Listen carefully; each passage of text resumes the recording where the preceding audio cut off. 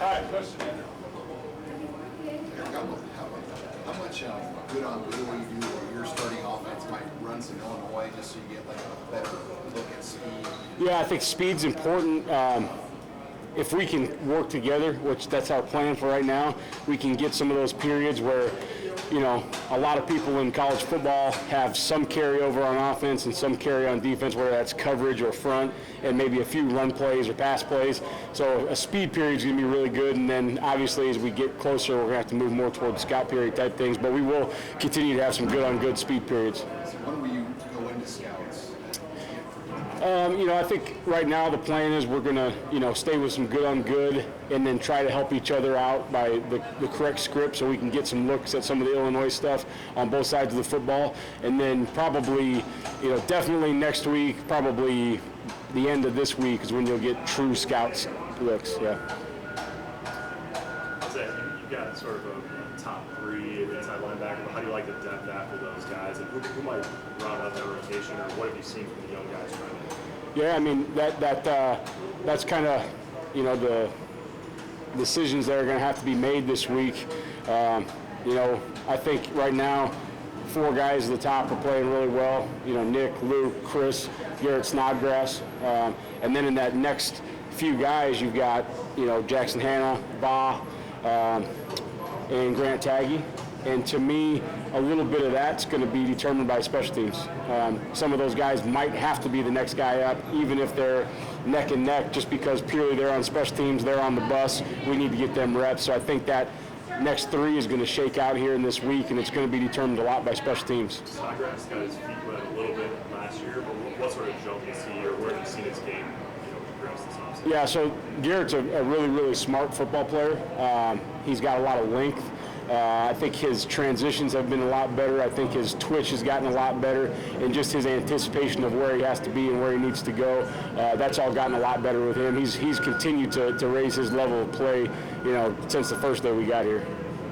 How is the competition with that developed through this month? Yeah, I mean, that's another one that's still going right now. A lot of guys at the top, you know, Quentin Newsom, Tyreek Johnson, Braxton Clark, you know, and you're seeing a couple young guys really come on too. You know, Marquise Buford's done some nice things, and so has Malik Williams over the last week. So that position's got to shake out a little bit for us as well. They're all kind of those top 3: Braxton, Tyreek, Quentin. They're all getting reps to the ones right now. So that's a good competition. Do you think Tyreek? I mean, I know he, of course, had talent. Do you think that his first weeks in the program would go as smoothly as they have?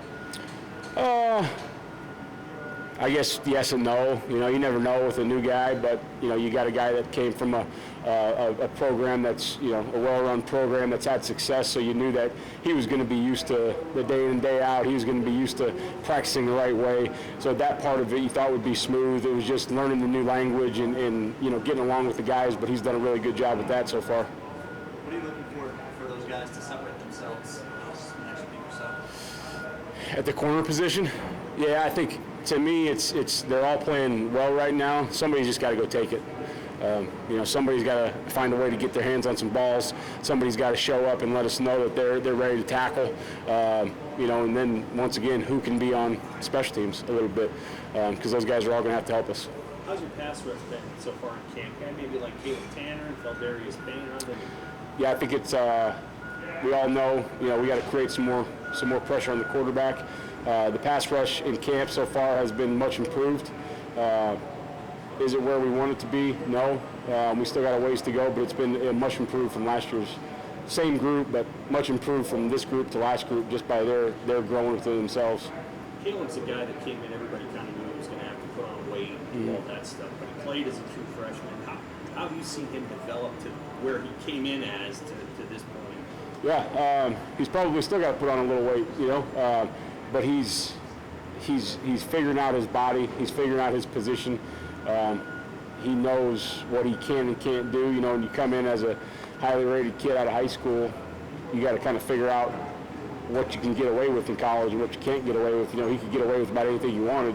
Now it's, you know, you're not as big as some of those guys, but you got speed on your side, so how can you use that to your advantage? And I think he's kind of figuring that out as he goes. So Jordan Riley looks different. Definitely, he was up here last week. What do I know Coach Tuioti mentioned him as a nose guy. Does he also go out and play on the edge? What do you see for him? Yeah, he's played nose for us. He's also played some 4-eye, and then when we're in the 4-down stuff, he's played shade and 3 technique. Like you said, he's done a great job developing his body.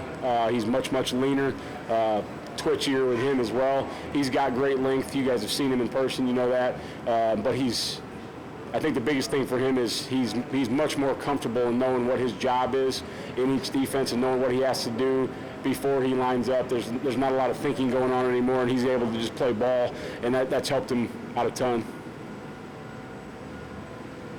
Anything else, guys? What's your viewpoint on the offense, the running game, the way that's coming together? Of our offense?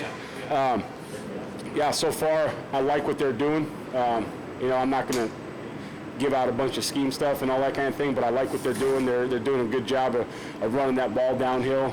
Those guys are tight ends, offensive line, physical up front. Those backs are running the ball really hard. They've got some nice install pieces that they haven't had maybe previously that I really like, and I like how the passing game's kind of built off some of those run actions. So I really like what they're doing right now. As a former offensive lineman yourself, have you noticed those guys getting bigger and more depth over the last few years? Yeah. I mean, I think that's team-wide, that's globally, but you talk about the offense and the defensive line, you've seen those body types really change, a lot more length, and with a lot more length, Zach Duval's had a chance to add on the bulk that we want with those guys, and they're maintaining athleticism, becoming stronger, but yet becoming bigger, which is a great sign for the strength conditioning program. I'm sure you'd love that both, but if you could have just one, would you rather have a really good pass rusher or a lockdown corner? I asked a couple guys in the NFL about this, and they have both said corner, because we can scheme the pressures, but we can't scheme the lockdown corner. Yeah, I was going to say the same thing. If we know we got a lockdown guy, we can bring extra rushers in pass situations. So I think, as you're going out to recruit people, those are like the 1 and 2, 1A, 1B. You got to find some of these corners, and then you got to find somebody that can go rush the passer. In the NFL, it's a little bit of a different game. The quarterback's not running the football. The back's not getting out. They're not putting 5 out all the time in the passing game. So those pass rushers and those corners really get to affect the game a lot. They do at this level too. When you got a great corner, you don't have to worry about him. You can double somebody else on 3rd down. You can send extra rushers. There's a lot of things you can do with a lockdown corner. Now in the college game, if you have a war daddy off the edge too, that changes things a little bit too, and you can dictate protections and those types of things a little bit. So I think those are kind of 1A and 1B, probably lockdown corners 1A, pass rushers 1B. Do you feel like Cam has reached that echelon of a player at the collegiate level? Yeah. Do I think Cam has parts of his game that he can work on? Absolutely. Do I think that he's done a nice job of putting himself into a position to be one of the top corners in the country? Absolutely.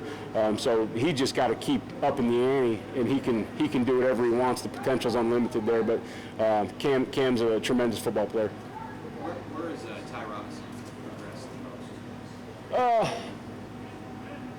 most? I think when you watch Ty last year, and this is me watching film, maybe not you guys watching the football game, you guys saw a lot of good things that he did. I just saw a lot of mistakes as a young guy. And a lot of times where nobody else in the stadium would know that maybe a run got popped because, a young guy made a mistake.